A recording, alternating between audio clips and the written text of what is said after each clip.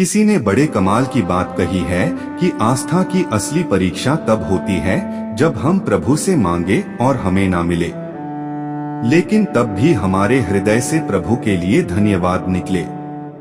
नमस्ते दोस्तों, मैं हूं मधुर वाणी। एक बड़ा छोटा सा प्रसंग है प्रभु श्री राम जी का। प्रभु श्री राम दरबार लगा हुआ था। हनुमान जी भक्ति में, सेवा में इतने व्यस्त थे कि उन्हें ध्यान नहीं रहा कि प्रभु के जो गुरु जी हैं वशिष्ठ जी, वो दरबार में पधारे। उन्होंने सम्मान नहीं किया गुरु वशिष्ठ जी का, और इस बात से गुरु वशिष्ठ क्रोधित हो गए और प्रभु श्री राम के पास गए और जाकर के कहने लगे कि राम, आपको दंड देना होगा जिसने मेरा अपमान किया। राम जी कहने लगे कि बताइए किसको दंड देना। गुरु वशिष्ठ जी ने कहा कि अगर मैं नाम बता दूंगा तो तुम उसे दंड नहीं दोगे, तुम स्वयं को दंड दे लोगे। राम जी ने कहा नहीं, आप बताइए गुरुजी। इतने क्रोध में दोनों ने कहा कि राम, तुम्हें उन्हें अमोघ बाण से ही दंड देना होगा। जिस अपराधी के बारे में बात हो रही है, राम जी ने कहा अब बताइए ना कौन है अपराधी। जब गुरु वशिष्ठ जी को लगा कि अब तो राम जी तैयार हो गए हैं दंड देने के लिए, तो उन्होंने कहा कि उस अपराधी का नाम हनुमान है जिसने मेरा सम्मान नहीं किया। प्रभु श्री राम ने गुरु जी को कह दिया था। गुरु जी की आज्ञा थी तो उन्होंने माना।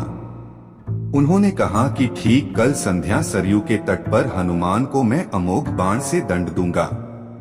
अमोघ बाण जो कि सबसे शक्तिशाली। हनुमान जी ने जब ये सुना तो बहुत चिंतित हुए, अपने घर गए। माता अंजनी ने देखा कि जो पुत्र है वह बहुत चिंता में है, तो पूछा। हनुमान जी ने बताया कि माँ, मुझे वैसे तो ब्रह्मांड में कोई हरा नहीं सकता, मार नहीं सकता, लेकिन प्रभु श्री राम अपने बाण से मुझे दंड देने जा रहे हैं। अब सब समाप्त होने वाला है।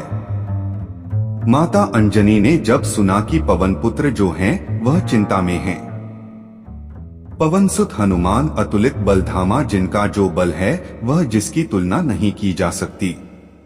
तो माता अंजनी ने उन्हें याद दिलाया कि बेटा याद करो, मुझे भगवान शिवजी ने एक मंत्र दिया जो मैंने तुम्हें जन्म के समय घुट्टी में पिलाया। जिस मंत्र के बल पर तुम्हारा प्रताप पूरा विश्व जानता है, उस मंत्र का नाम है राम। तुम जाओ सरयू तट पर और अभी से राम राम जपना शुरू कर दो। हनुमान जी ने कहा जो आज्ञा माता, और जाकर के सरयू किनारे राम राम मंत्र का जाप करने लगे। अगली संध्या में प्रभु अपने दरबार के साथ में वहां पधारे और अमोघ बाण से, जैसे की बात हुई थी, गुरु जी का आदेश था, वह आज्ञा मानने के लिए अमोघ बाण चलाया, लेकिन हनुमान जी पर उसका कोई असर नहीं हुआ। गुरु वशिष्ठ जी को लगा कि शायद राम जी जो हैं वह दंड सही से दे नहीं रहे, तो उन्होंने कहा आप क्या कर रहे, आपकी शक्ति क्यों जो है इस्तेमाल में नहीं आ पा रही, प्रयोग नहीं हो पा रही है, उसका असर नहीं दिख रहा है। तो राम जी ने कहा कि हनुमान जी एक मंत्र का जाप कर रहे हैं और उसी की वजह से अमोघ बाण भी असर नहीं दिखा रहा। गुरु वशिष्ठ जी ने पूछा मंत्र क्या है, तो राम जी ने कहा वह राम राम जप रहे हैं।